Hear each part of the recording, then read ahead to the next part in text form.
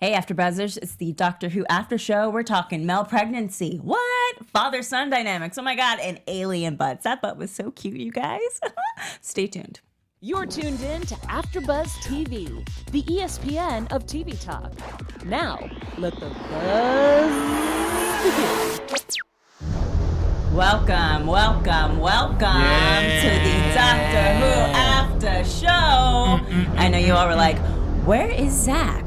Zach will be back next week, but we're going to talk about the Saranga Conundrum, Season 11, Episode 5. I'm Adrian Snow, and the rest of my panel. I'm not Zach, but I'm Christian Bladt sitting in and very happy to be talking about this episode of Doctor Who. And I'm Xia Anderson here again. Also very excited. More excited than you, Christian. Yes, I can tell. I'm Dave. I'm Dave Child. Happy birthday, Zach. That's why he's not here. Yes, Totally. happy birthday, Zach. Happy birthday. That's Having right. a birthday You know? miss. That's what happens when birthdays happen. You're like, I'm not going to come to the show. I'll see you guys next week. Saranga Conundrum. Go ahead. Give it Saranga. Thank you. It sounds so, it's singable. It's very does. singable. Yeah. It Yeah, sounds that, like that a was nice- my favorite Bob Dylan song at Live from Budokan. Was the yeah, it was great. Oh my Got a God. pitching in your ship, and oh, it's at the end. Saranga Conundrum. This is the whole show right here, That's people. All right, guys. Perfect. Thank you so much for tuning in. We'll see you next week. All right, Okay, that's first thoughts. I think that, look, it starts off and you start to feel like, okay, this is going to be another episode that feels like Alien, as in the movie Alien. But I thought that the ship was populated with all these interesting characters that each of them had their own interesting stories and some levity. So there were some things to laugh at, too. And I just sort of liked the fact that the Doctor really needed to get kind of acclimated to the situation. It wasn't one of those ones where right away she's like, okay, I'm going to solve all this. She really was just as lost as everyone else. So I thought it was a fun space romp. That's what I'll say of it. Yeah, I enjoyed it too. It was a really fun episode. I like that they had the moment where the Doctor had to get used to having someone else be in charge, and she was definitely very taken aback and was not interested in giving up control. So that was a fun little moment, even though it did make sense. What he said made perfect sense. So that was really fun. And the alien, can I just talk about how adorable he was? I want one. He was a terror, but I want one. He would eat you. He would eat me. No, he would eat all of my appliances. Oh, that's true. You're right. He would eat you. Non-organic appliances, material I'm is good, not yeah. his thing. No. Yep. Yeah, I loved it. This episode was great. I just was having a lot of fun. I'm already at the point in the show where I'm like, I'm just hanging with my friends. I know what these characters are. I know who these characters are. And there's a big enough ensemble now that it feels like other shows where you get to know characters and you just watch it so you can hang out with your friends. I was getting a lot of that. There was a moment where I was like, Graham, you scamp. And it was just a very fun show. And it had I definitely had escapism feels with this episode where I was in space having an adventure, cute alien that's also deadly. I like how the alien was basically a gremlin, but no one called it a gremlin. Yeah. I love that. I love how they weren't like, this is a lot like these are the creatures that show up in World War II and all of that stuff, which I feel like past Doctor Who's have kind of usually tend to do. And this was, they just went with it. They had a gremlin. They didn't call it a gremlin. It's called a pating. Had a lot of fun. Yeah. Sorry. I'm going to go. I want to say what I think, Go. and then we'll go Yes. right into it. No, I think it's... I think Chris Chibnall's making a strong point, even though I still think he's messing with us, to create a whole new world with new aliens and to not give those old references to anything. To be like, well, hey, we had our educational episode with Rosa Parks, so now we're in my world. We're going to do it my way. And I appreciate that. I really liked this episode. I thought that the bottle hospital episodes aren't always the easiest to pull off, but they pulled it off really well here, and I enjoyed it. So what were you going to say, Zia? Oh, I was just going to say that the little creature also reminded me a lot of Stitch. From Lilo and Stitch. He's very Stitch-like, Stitchy. yeah. Yeah. And I just enjoyed that because I just love Stitch. Yeah. Well, you're from There was Hawaii, not so you have to, thought-provoking. right? Yeah, no, Yeah. absolutely. It's required. Of your It is. So we open with the Doctor and her companions, partners, TARDIS team, whatever you want to call them this season. Team TARDIS. Team TARDIS. friends. In a TTs. junk planet, Cephalian 27, Cephalian 59. There was not she wasn't sure which one.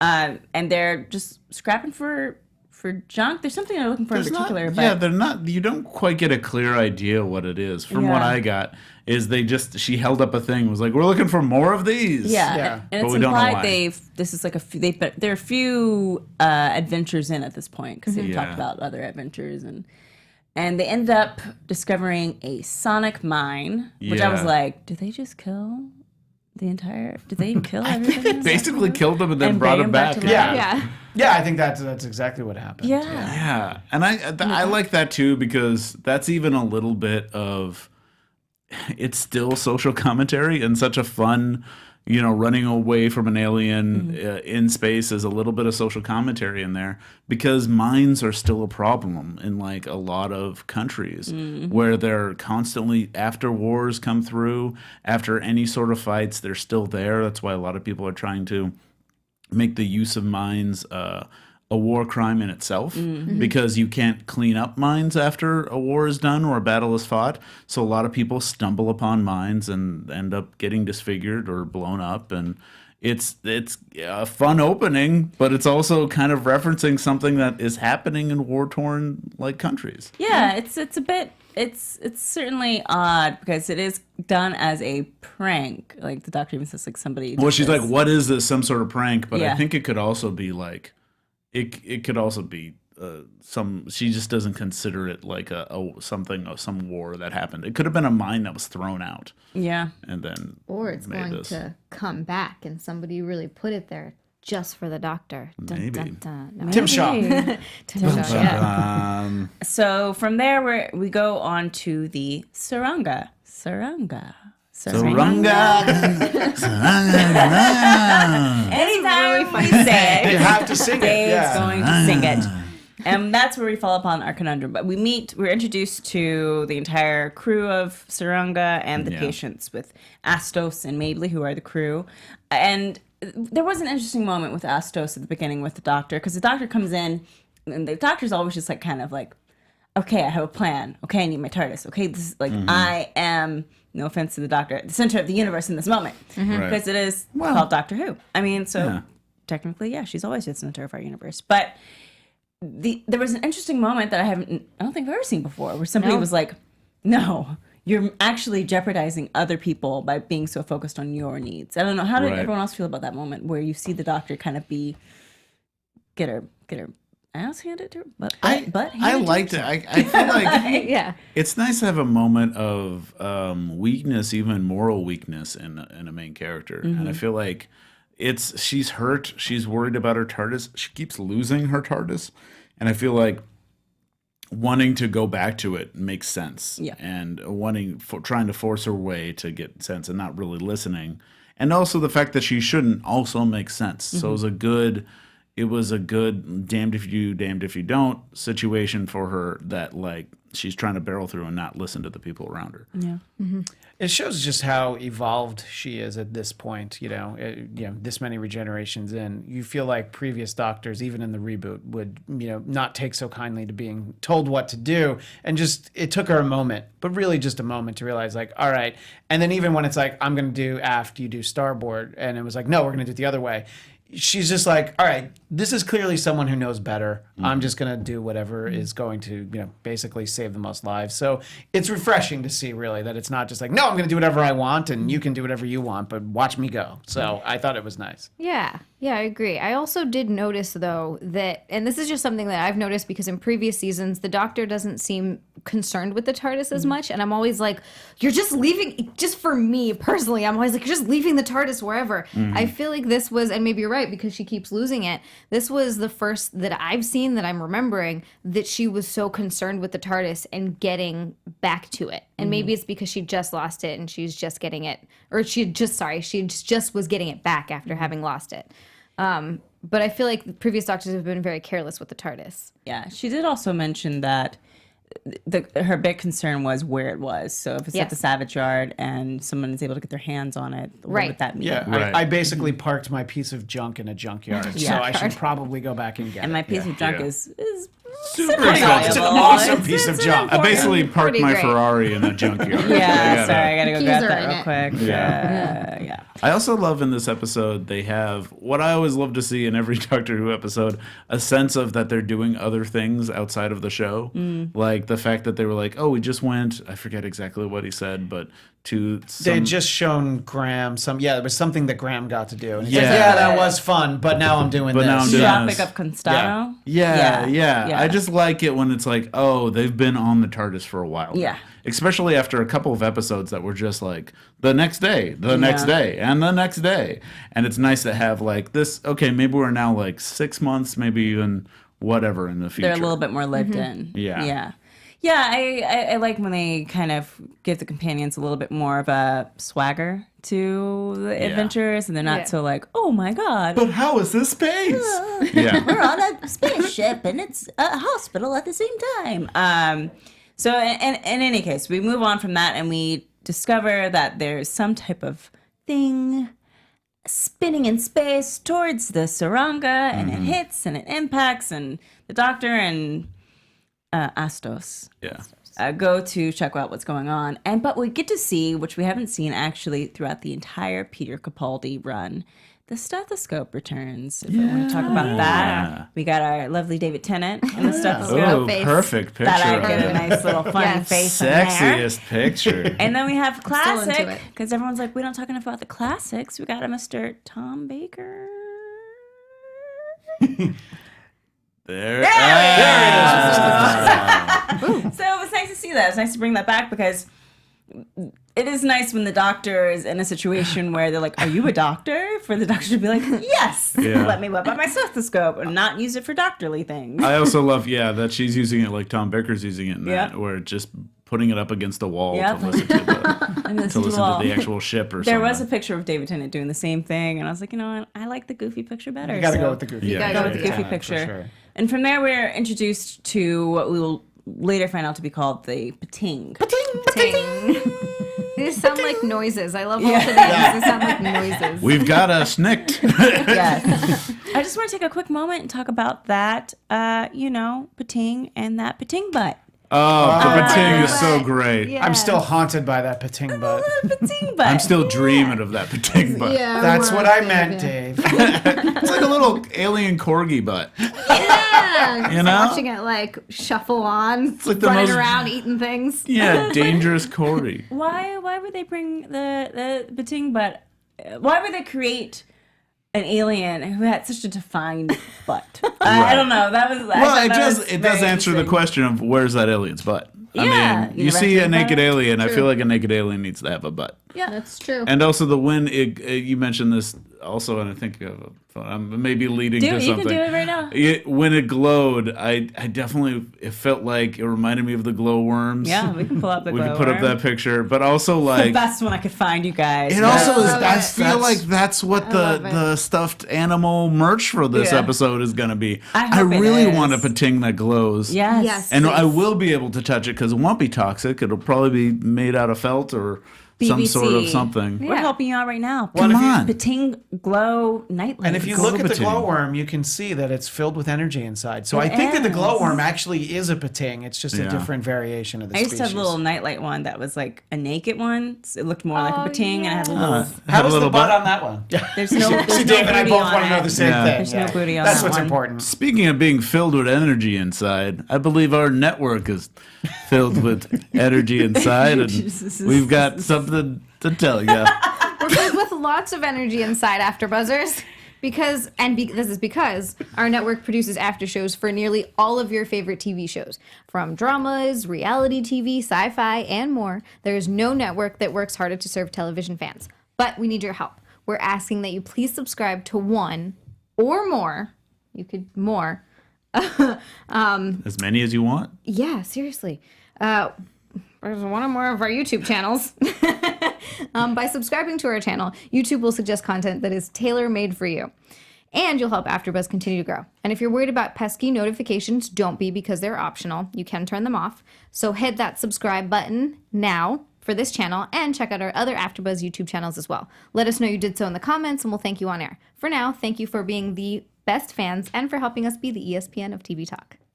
Yes, guys. Thank you so much for tuning in, for reaching out via the Twitter, YouTube comments, rating, subscribing. Chatting with us right now. I'm iTunes, looking at the chatting. chat, so feel free to share your thoughts. And Yeah. a lot of people are. I know. We have one question that's like, is she going to have to make a new sonic screwdriver? But she doesn't. No, because it restored itself. That sounds like somebody Yes. that only watched the first half of the episode. Yeah, continue watching the episode. You know what? There's a lot going on in that episode. I'm gonna true. help Yeah, you that's out. true. You Give him probably a maybe you pass. just like were like, oh, I don't know. It's fine. So moving on from there, we get to meet some of the patients on the ship. So we have Durkis and Eve and Ronan, the drone / android drone, clone drone. There we go. Clone Clone drone. drone. And then we also have Yos, Clone drone. who is a pregnant man. I love him. I love this. Hey, I was excited to see that. Also adorable. So adorable. And he's only pregnant for a week, so good for him. You know, it's like you just have to really go through the week. That and- is not too bad. That's not too bad, but how is that not crippling to your body? Oh, I think Seriously. Well, they didn't really explain the so physics of fastly. it, but I guess they said that there's like Fastly, it's like quickly. a sac and it doesn't hurt when you cut it open. There's no pain receptors. Yeah, that's what yeah. they said, so. So it makes it that which is interesting. Is that because just for he the was, dudes? Yeah, I'm curious Yeah. It about might be- that. Is it well, also for the 'cause female gifting? It might be for the females, too. Yeah. I did Maybe. like his explanation that like, yeah, guys have boys and women have girls. Yeah, It was just duh. like, yeah, How else would it they're work? like, of course. And then that when they said that that's not how it works on Earth, he's just like, ugh. Which is Yeah. so interesting because it really speaks to just basically how every life is, or how every reality is. It's only weird. It's only weird if we don't know about it. Like whatever reality we're living in could be the most bizarre to someone else, but of course it's normal to us. And it's so interesting how it's like that in different cultures too. It really speaks to that. You hear something from another culture and you're like, well, that's super weird, but it's just because you're not used to it. All right, we get it, Zia. You're from Hawaii and it's different. Okay.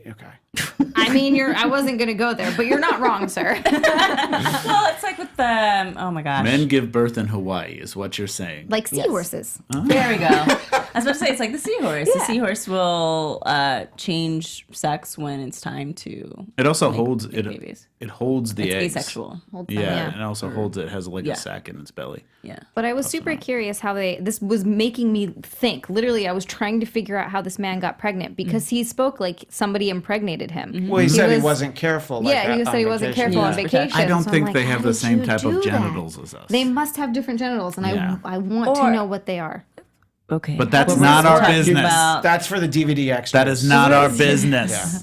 Just cute I from would a biological imagine standpoint. that both the male and female giftins have the liquids to produce pregnancy. That in would each make other. sense. Yeah. And they so somehow maybe gets in there.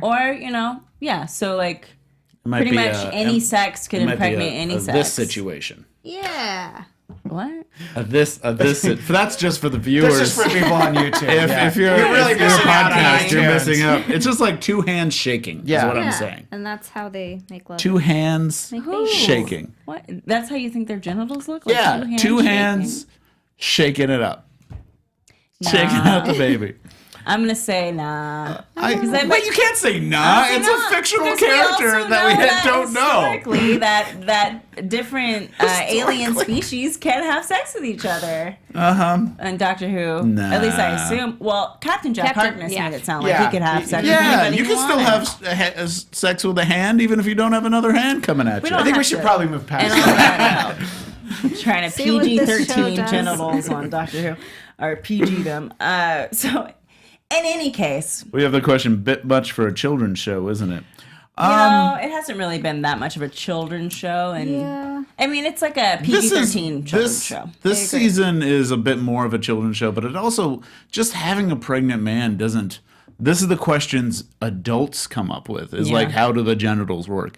But when you're watching it as a kid, you're just going to be seeing like, that's a funny, pregnant daddy's pregnant instead of the mommy's pregnant. That's all you're going to think. Yeah, I Yeah. would imagine that's exactly what my son would say. He wouldn't ask all these questions that, Right. he's like, well, explain the handshake to me again. I don't think it would be any of that. Well, But here no, we go. And Chibnall's kind of said that he's envisioned the show more of like, the family watches together. That's Yeah. part of the reason it's on Sundays. Yeah. Basically the same time in the UK as it is here. So PG-13? PG-13. Yeah, exactly. But just going off of that, with the whole idea of Yoss and becoming a father on his own, Let's just go a little bit into, is it me? Ryan and his dynamic with Yas, talking about with Yas and Graham about his relationship with his father. They're to doing get some new news about him. Yeah, they're doing a great job of building up character stuff in smart ways. Like talking about Ryan's father is far more interesting than like, I'm just glad he's not like, reminds me of how much I hate ladders. And then he starts talking about ladders or something. Do you know again. who has that dyspraxia? No, who? Daniel Radcliffe has dyspraxia. Oh, I didn't Just a realize little that. fun little fact But how does he catch those snitches? Well, Harry Potter does not have dyspraxia. Oh, actor. That's how good of an actor he is. But it was a nice little like more backstory. The running theme of family throughout every single episode of this season, I think that's super strong, and I think it's a great like well you can keep kind of pulling water out of. It's keep going back to it. One thing I was worried about, and they didn't do, was when Graham started talking about.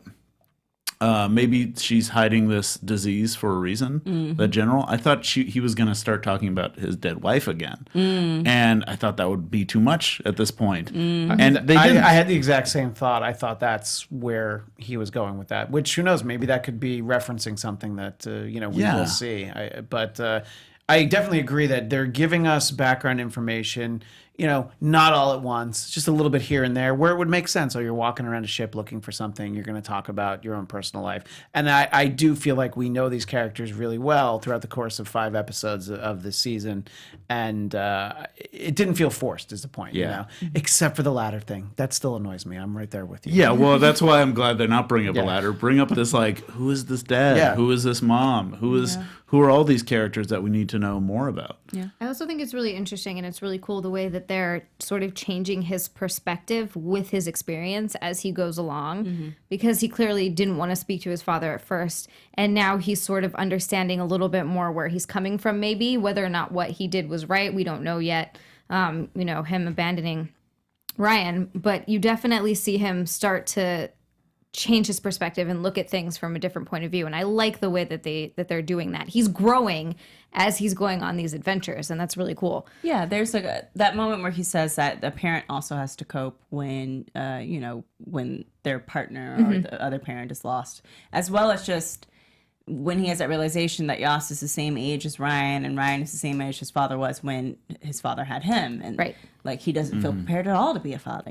So there's something about understanding your parents, not as just your parents, but as fellow humans, fellow adults that go through all the same things that you go through, and probably did go through the same things you went through when they were your age. That's a big stage of growing up. Yeah. That, like in the 20s, oh, you're an adult just like me. Yeah, About to open a door there. No, I feel. I think I realized. I realized my parents were human when I was much younger. That I was like, oh, okay, these are people that I'm dealing with, and they have like their own issues to deal with. And then I realized that I was coming upon equal footing in my late 20s, early 30s. Yeah. I think a lot of us, our parents were probably, much younger than anybody we know who has kids. My parents were really in their early / mid 20s. And, I have 2 kids now, but I'm 42. So I was 39 when I had my first kid. My dad was 24, Gosh, so yeah. Yes, I'm old. Thanks, Steve. No, I mean... No.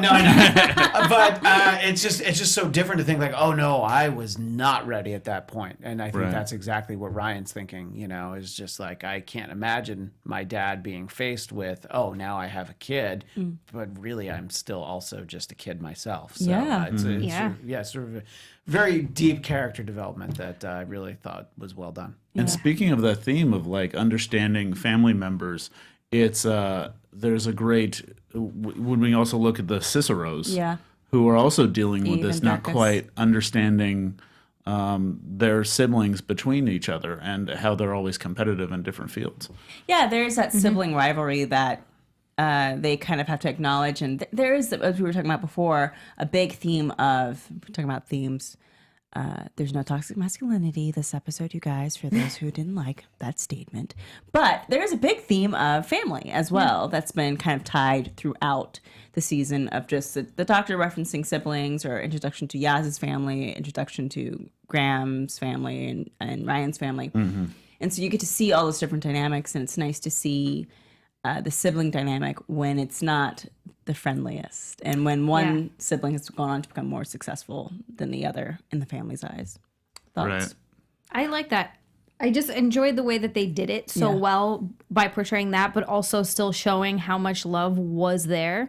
Because they clearly still loved and cared for each other, even throughout all of that. The goodbye was heart-wrenching. It was a really sad moment.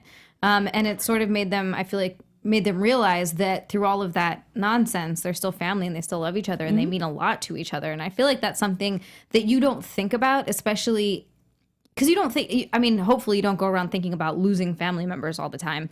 But it's not something that you think about on a daily basis, and you realize how much you would miss those little annoying things if they were gone. And I think that it really made me think about that. It also made me like, it is something when siblings say I love you to one another. And when that happens, I feel like it's very powerful, because that is something that, like, I think it's hard for siblings to say to one another, depending on the siblings. But I know, like, with me and my brother, I feel like I didn't say I love you to him until, like, somewhere in my late 20s, like, where I was like, you know what, I should be able to say this to my brother. And it's something that's there, and it takes a while to get there, and so it's nice to see that, like, this is something I never tell you. And it's hard to not say it in the way of, like, oh, you know I love you. You know, which is like, you're saying that you do it, but it's also like, so to have this heartfelt moment where the realization, like, I need to tell you this right now because clearly I don't know when I'm going to get to do it again. I thought that was really well handled. I liked the dynamic there, you know, and basically sort of coming to the agreement. I liked watching them work together. I thought that was a nice family moment. Yeah, when they said, he's like, something I've never said to you, which was I love you, I was like, Pish, people say that to their sip. Oh, I gotta call. When's the last time I said that to my brother? Right. So it was nice to kind of have that realization of, we don't really say that. I think I saw you have that thought process when we were watching it, because you were like, what? I did. I'm a horrible sister. Whatever. By the way, I just left during your very sentimental moment because someone in the chat. My brother would have left during that too, so that was perfect. In the chat, Easty74 said, "Do you think BBC will get sued for copyright over Nibbler?" Or whatever it was called in the show. Nibbler is the character in Futurama who can eat everything and is about the same size as Pating. And even has a little thing on his head. Yeah, it was very right. Nibbler-like. Except Nibbler can talk and has a whole different backstory going on. But but it's a very Nibbler creature. Maybe. He's a cross maybe not. Nibbler, Stitch, and the Niffler. And Glowworm. And a glowworm. Look, if we could get Bender to deliver a cease and desist order to the Doctor, I think that would be That would be great. That'd be great. I would love that. The animated Doctor. He'll walk on, they'll just think he's I'm blanking on their names. Cyberman? Cyberman, yeah. So yeah, the overall theme of family has been pushed throughout the episode, and I really appreciated that. But there's also, it's still a space adventure, so we're still battling this non-organic matter eating Pating on the Saranga. The Pating on the Saranga. And after that, we have the Rhesus One, which is the home base for the Saranga. Don't have to do it again.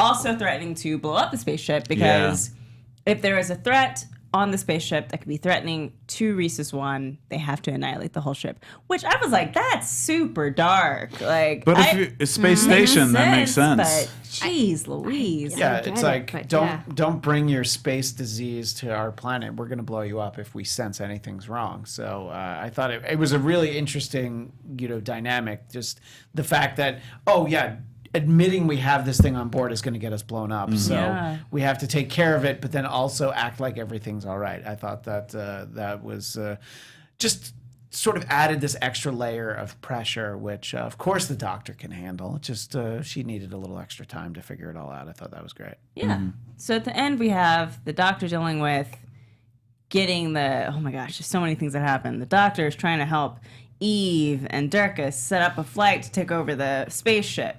Yaz is with Ronan trying to keep the Pating from the particle accelerator. Yes. Where you flash Flash Yay. fans. Oh my gosh. Yay. Okay, to be honest, particle accelerator is a real thing. It is at CERN. They do exist, but the particle accelerator for you Flash fans is something that the very thing that helped to create the Flash, at least in the television show. Berlanti-verse. Berlantiverse. I thought it was As just well like as- the flux capacitor. I didn't even realize I it was thought it was a flux capacitor at first, and I went to go look it up, and I was like, why is this not saying particle accelerator? Oh, I'm thinking of the Flash. This is maybe my only complaint about this episode was her very long, strange love speech about this engine. Yeah. It's like all of a sudden antimatter drive? Yeah, she starts going on like ranting about this, like she rants about like the compassion of the past and getting over racism. She sounded like she was ranting about the engine like that, which I know there's viewers that are gonna love that moment, Yeah. and that's hard sci-fi and kind of diving into it and great. But I just thought like, can we get off of this and can we move I on to the loved next it. thing? I'm a big old nerd for that kind of stuff. Yeah. And it is nice to see that kind of advancement in technology. Because, I mean, if the picture we had up, I don't know if we can bring it up again, of the particle accelerator from the Flash, that sucker And is it's huge. Yeah. They're inside of it. That's Wells and Cisco just chilling inside of that sucker. So Right. it takes just so much more. And that's also the prison for all the metas. It just takes much more Which are where work. their toilets we'll get into that. They're Yeah. just in a padded Talk room. about that on the AfterBuzz after show for The Flash on Yeah. Tuesdays. So, but just to see the advancement in technology for that to be like the iPhone of antimatter drives or particle accelerators it's nice to see that even in the future we're still advancing in technology. Yeah, and it's good to have this kind of hard sci-fi love Yeah. talk that's there. I liked the moment, but I do agree it was a little long. At one point, I was like, okay. I mean, there's people in the Okay. chat that love Yeah, love science that speak. speech. So there- like, There's also It's a matter of another opinion. undertone of, I don't know if Chris is doing this intentionally. I think he is because he's savvy that way of talking about dark times and finding the Yes. light in the darkness. there's of a the lot of times that. And she even says like what hope. century is this? And Yeah. she says hope and hope prevails and people prevail. What is it? It's light in dark times. Will people prevail? Hope prevails. So there is always this kind of like just a little undercurrent of like, hey, we're still talking about current times. Yeah, it's gonna be Even if in okay. the future, it's gonna be okay. I know I whisper a lot, you guys, but I hope you heard that. So Getting those ASMR listeners Right. really going. I will. That reminds me of one thing. Is I think there is a little nod to the different sorts of masculinity that's out there in let's this go. episode. Let's do it. Well, it's like because they talk. You're seeing a pregnant guy, and they're talking yeah. about being a father and a nurturing father, and you see two guys being forced to be doulas. Yes. In this That's just what I was gonna moment. bring up next. It was such a good moment, and you see them being supportive and there, and this kind of nice fatherly son moment right at the end. It was really strong. Well, let's just real quick talk about. Sorry, guys. Don't Masculinity. apologize. It's what this is about. It's what they're talking about. Masculinity in terms of masculinity can be healthy. And and to have strength in your masculinity and to be masculine, there's nothing wrong with that. You see But like there a can be doctor first toxic off. as well. Yeah. Well, in this episode specifically, especially after like the previous episodes, Yeah. you see the forms of masculinity in this one are fathers and nurturers and like doctors and nurses, and you get all that sense in this one episode. It's a Yeah. nice little balance off of that kind of heavy toxic masculinity talk we've had previously. Exactly, and it shows that it's just nice to see that in terms of gender dynamics, that everyone's in different points of that dynamic of power in that situation, where you have the general is a woman, then you have the doctor being the doctor, and then you have Astos as the nurse. You also have Mabley as a nurse, and so it's not a question of like who can and cannot be a certain way. It's like, well, no, we're showing you that even in masculine form, you can have gentleness, you can have softness, you can have male doulas. You know, you can have all those things in masculine form as well as feminine form. It's not one is not separate from the other because of our social construct. And I think it's interesting to watch sort of Ryan go from that moment when, Yas says, touch the baby's kicking, and he's like, no, I'm good. Yeah. And then he ends up actually helping him, like, no, you can do this. I just thought that, that was the Ryan we'd seen basically in the first 4+ episodes. And then you see this growth where he's like, no, look, we can do this. And, even though he won't do the fist bump with Graham afterwards, it's a great moment for them. That, Still waiting. as weird as it is, that they help this man deliver a baby together. And I don't know, I just thought it was a surprisingly touching moment when, it's introduced. You're like, oh, look at this silly pregnant guy. But then it actually it ends up being this really emotional moment that is, I think, very well handled. Yeah, I agree. I really enjoyed the way they also had them they were clearly slightly uncomfortable with it at first because, of course, it's new to them. But they just sort of were like, oh okay, we're doing this. So, they just jumped right in and did it without really thinking about it, except for just sort of the weirdness of the situation because it's not something that they're used to. Yeah. And I like the way that they showed that. Graham admits he loves to call the midwife. Yeah. Except that he looks away. He looks during away. the- I thought that was funny. Which is hilarious because I understand when stuff like have that. you seen a baby? I also have to give them credit for having the umbilical cord. That's my biggest complaint about TV births is that it's like, no baby comes out looking like that with no umbilical cord. Yeah, usually I complain that the babies that are given born are like fully formed They're like babies. 4 months old. Yeah. They're 4 months. Yeah. And that's the case look at again it. in this one. That was a big baby. But at the same time, it's an accelerated process. So True. As someone Very who's true. cut 2 umbilical cords for both of my children, Wow. I did appreciate the fact that it was there. But I definitely agree with Graham. You have to look away sometimes. Yeah. So it was a very interesting interpretation of that moment, I thought. Oh, I also really like. Sorry, just this came back to me. Where Ryan admitted he's like, I could never do that. Like just seeing someone be pregnant, he's just like, I can't even like fathom or imagine going through that. You're growing a person, you guys. You're growing a human. We grow people in our bodies, and then we plop them out, and then they walk around the world, and they become adults. We make you. Never forget that. it's us. All right. Yeah, let's back off a little bit.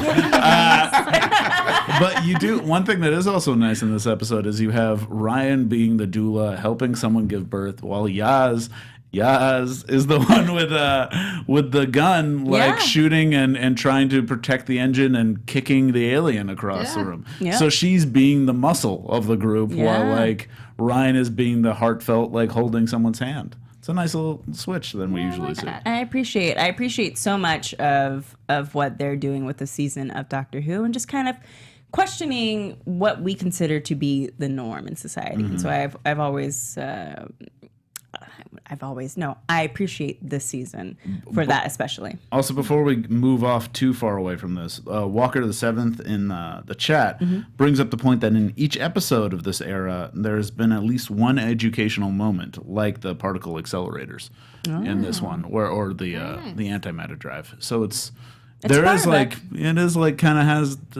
running thing, And that's a classic Who thing to do is to have some type of education into that. Okay, I think it's the time for our special segment.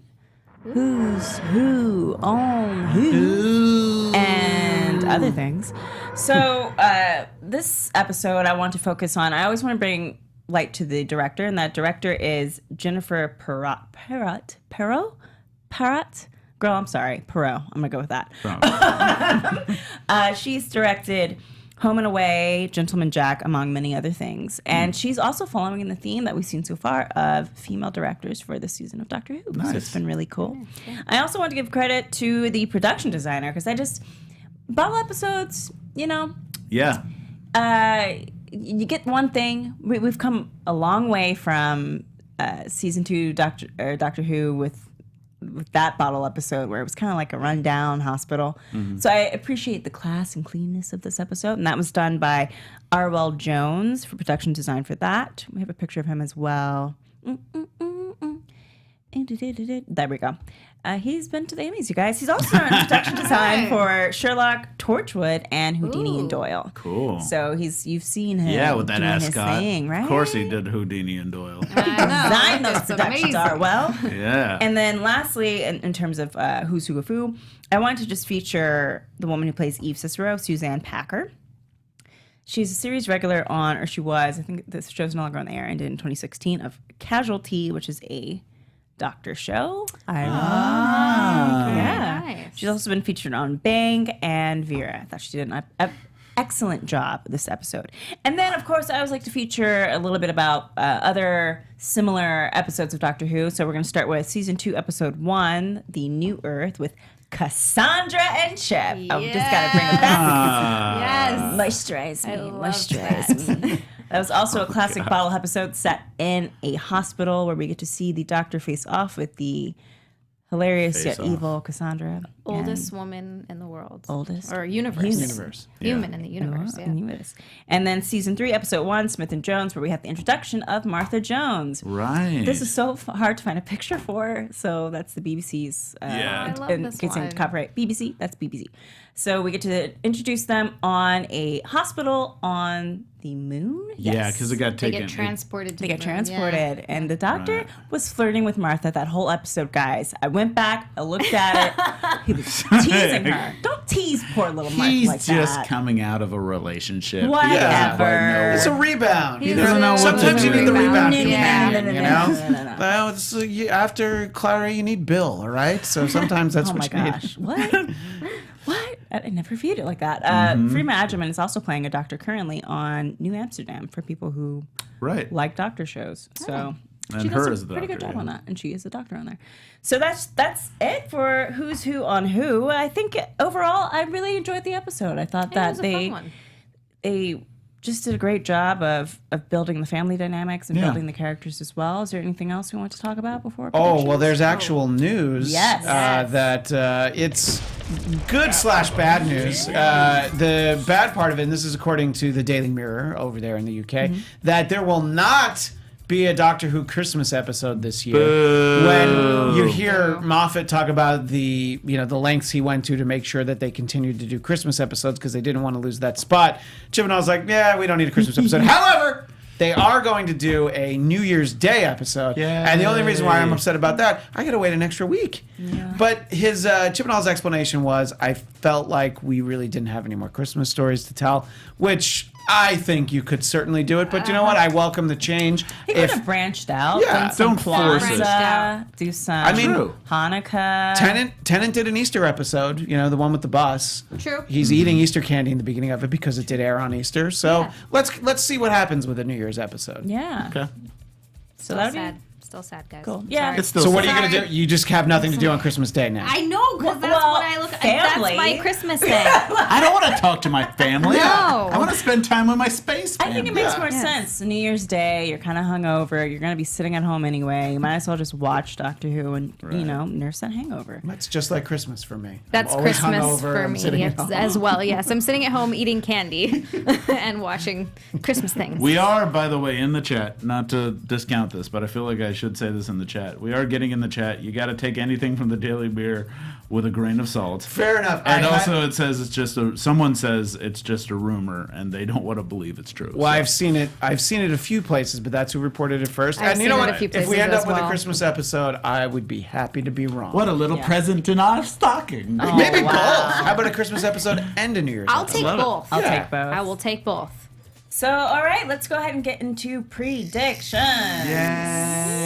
Now, your AfterBuzz TV. Proud of myself. We've been kind of running long, not getting predictions. So I was like, we're going to get predictions in.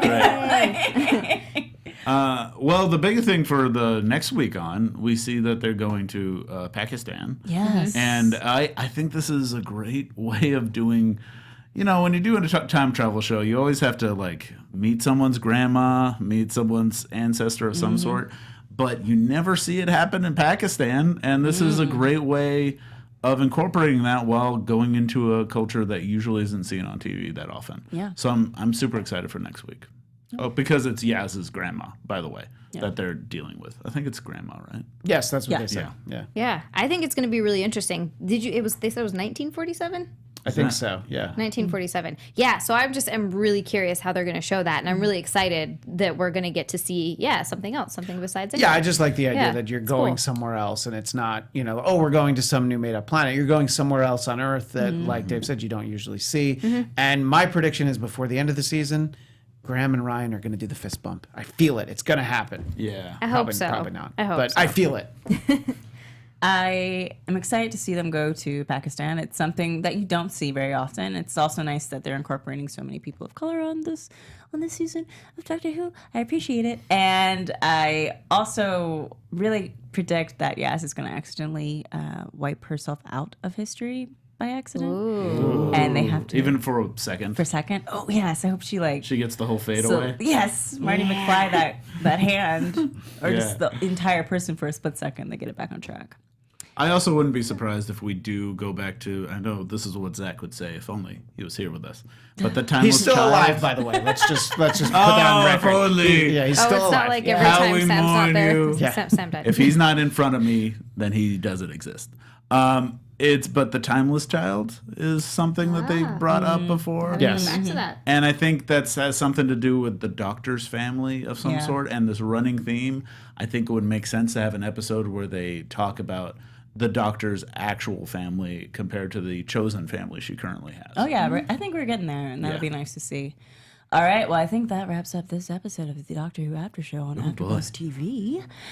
Dave, where can they find you? Oh, you could find me at MrDaveChild on the Twitters and the Instagrams and DaveChild.com because I'm Dave Child. And if you keep an eye on it this week, then there's going to be something fun I'm going to be posting this week. So keep an eye on it. Also, you can join me for if you like me in time-traveling sci-fi shows, Legends of Tomorrow I'm there tomorrow, being a legend of tomorrow, talking about that show right here at AfterBuzz. And I'm Xia Anderson, and you can find me on both Twitter and Instagram at Xia_land. It's XIA_land. And you can find me literally right after this at In 10 mere p.m. minutes. In mere minutes with Christian here for Marvel TV Weekly. And you can find me on Twitter and Instagram at ChristianDMZ. Always fun to get to sit in here. Thanks for having me. And not only are Z and I doing Marvel TV Week right after this, but before this, we did the Daredevil after show where we had actor Jay Ali, who plays Agent Nadeem. So go ahead and check out the archive of that here at AfterBuzz. Yeah, he's got a sweet accent in real life. Sure does. yeah. He's dreamy. We all swooned when he walked by. Anyways, I'm Adrian Snow. You can follow me on Twitter and Instagram at Miss Adrian Snow. You can also catch me on Outlander, which is back. We're on Monday for 2 weeks, and then we're back on Sundays starting tomorrow at 8 o'clock. And potentially, maybe we'll see Lore after show as well. All right, so that's it. We're done. I hope you enjoyed this brief me lead hosting thingamabob. And we will see you next week. Bye. Our founder, Kevin Undergaro, Phil Svitek, and me, Maria Menounos, would like to thank you for tuning in to AfterBuzz TV. Remember, we're not just the first, we're the biggest in the world, and we're the only destination for all your favorite TV shows. Whatever you crave, we've got it. So go to AfterBuzzTV.com and check out our lineup. Buzz you later. The views expressed herein are those of the hosts only and do not necessarily reflect the views of AfterBuzz TV or its owners or principals.